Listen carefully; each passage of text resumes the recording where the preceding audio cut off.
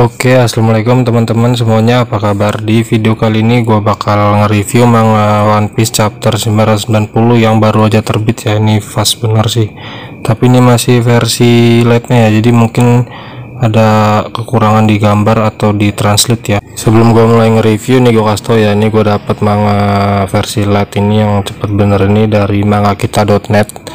Jadi buat teman-teman yang mau baca langsung sana bisa langsung kunjungin mangakita.net ya, tuh linknya ada di deskripsi. Atau yang mau nunggu versi HD nya bisa baca di Manga Plus ya, linknya juga ada di deskripsi. Dan gue ingetin lagi buat teman-teman yang belum subscribe channel gue, bisa langsung di subscribe ya, di like terus di komen. Kalau udah kalau loncengnya juga dibunyiin sih kalau bisa ya. Oke, kalau udah kita langsung aja kita review ya manganya ya, kita let's go.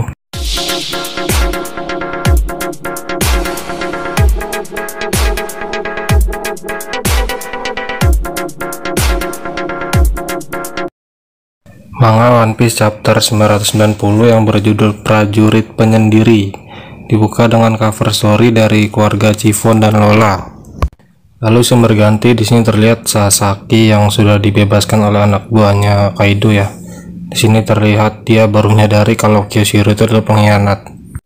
Oke, di scene selanjutnya ya terlihat Kaido yang sudah full naga lagi berperang dengan para suku Ming ya, dan di scene berikutnya terlihat Jack yang udah babak belur lagi bertarung dengan 9 sarung pedang merah, terutama Kinemon sih. Terlihat Jack lumayan kesulitan ya babak belur ya. Memang sih harusnya sih kalah ya, apalagi melihat pertarungan Jack dengan Inu dan Nico di zoo itu bisa dia sampai babak belur gitu ya, kewalahan ya. Lalu di scene selanjutnya terlihat Kinemon ingin menyerang Jack kembali tapi dihentikan oleh Nekomamushi dan Inuarashi ya. Di sini terlihat Nekomamushi dan Inuarashi udah menjadi sulong ya teman-teman ya, tapi masih berbentuk siluet sih ya. Jadi belum bisa dipastikan bentuknya itu seperti apa. Lalu scene berikutnya terlihat percakapan dari Queen dan King ya. Di sini terlihat Queen yang baru menyadari kalau semua tahanan dari penjara Udon tuh udah bebas ya, termasuk Hyogoro dan topi jerami atau mungkin Luffy. King sudah tidak kaget dengan kebodohan dari Queen. Di sini juga King langsung menghubungi para Tobiropo semuanya ya teman-teman ya.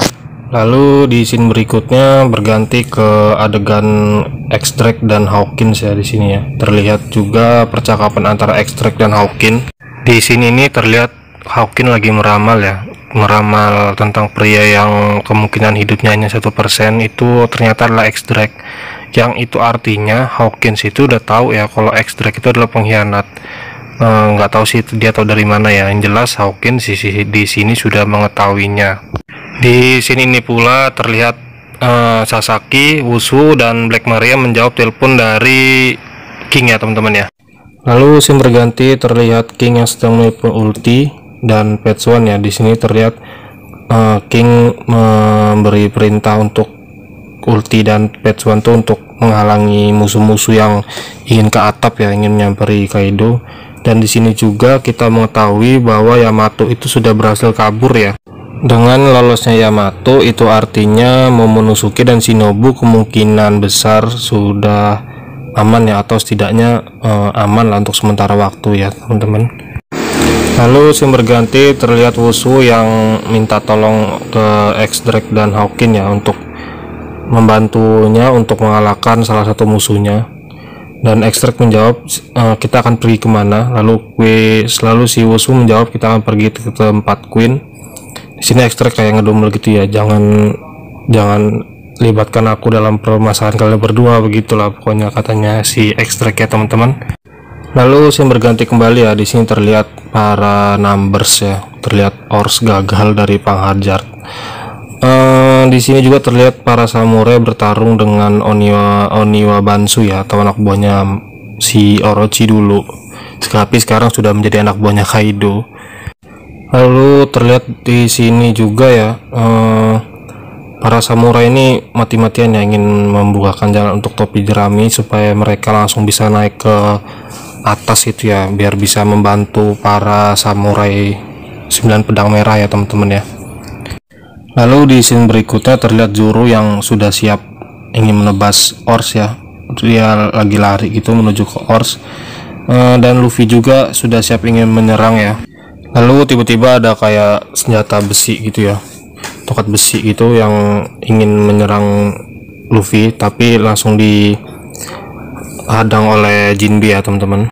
Lalu di scene berikutnya Luffy berkata ya, di sini dia berkata kalau hanya monster seperti itu mereka sudah pernah menghadapinya ya, tapi dulu tuh sangat mati-matian menghadapinya, tapi kalau sekarang berbeda.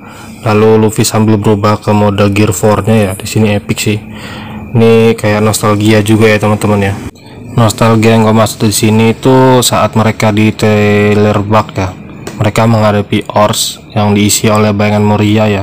Di sana mereka sangat kerepotan, tapi sekarang sudah berbeda. Jelas ya teman-teman, sangat berbeda ya dari level kekuatannya. Lalu Luffy sudah siap untuk menyerang Orsnya ya, tetapi tiba-tiba datang satu Ors yang ingin menyerang Luffy dari belakang. Lalu tiba-tiba scene berganti ya. Di sini terlihat X-Drake yang sudah babak belur dihajar oleh Queen, Usopp sepertinya ya, dan Hawkins ya. Mereka sudah mengetahui bahwa X-Drake ini ternyata adalah sang pengkhianat ya. Di sini mereka menanyakan alasan X-Drake berkhianat untuk mereka dan mengapa dia membebaskan Law ya saat ada di penjara ibu kota bunga itu ya teman-teman ya. Lalu seperti yang sudah kita tahu ya teman-teman ya, bahwa di sini X-Drake tidak akan membocorkan untuk dan apa alasannya dia berkhianat dengan Kaido ya. Berkhianat ke Kaido maksud gue ya teman-teman ya. Lalu di sini dia berubah menjadi mode hybridnya ya, dan dia berhasil melarikan diri dari Usopp, Queen dan Hawkins. Lalu scene berganti ya, ini scene terakhir ya teman-teman ya. Lalu scene berganti, di sini terlihat Zoro dan Luffy sudah menghajar dua Ors ya. Di sini terlihat ini epic banget sini. Ini scene terakhir epic pula ini. Aduh, udah mereka kayak aduh. Ini kalau di anime gue yakin nih pasti aduh keren banget sini. Gua nggak tahu kenapa kalau misalkan ada adegan Luffy dan Zoro yang nyerang ya, mereka berdua kayak kombinasi gitu ya. Gua kayaknya ngerasa merinding gimana gitu, keren, epic sih kalau mereka berdua menyerang barengan ini. Lalu di sini ini pula kita lihat X-Drake yang meminta pertolongan ke Luffy ya. Dia berkata kalau dia adalah prajurit yang menyamar ya. Di sini dia ingin meminta pertolongan kepada Luffy. Lalu Luffy menjawab dengan kaget atau bingung mungkin ya. Di sini dia menjawab, "Hah?" Ya antara bingung dan kaget sini. Kira-kira begitu ya teman-teman ya. Jadi berhubung scene tadi itu scene terakhir dari manga chapter 990-nya ya. Jadi berakhir juga review dari gua. Sebelumnya gue ucapin terima kasih yang udah nonton sampai habis ya. Terus gue juga mohon maaf kalau ada salah kata atau salah translate atau gimana gitu, atau audionya yang kurang bagus atau gimana, gue mohon maaf. Dan sekian dulu video dari gue, jangan lupa di like, komen, dan subscribe ya teman-teman ya. Terima kasih.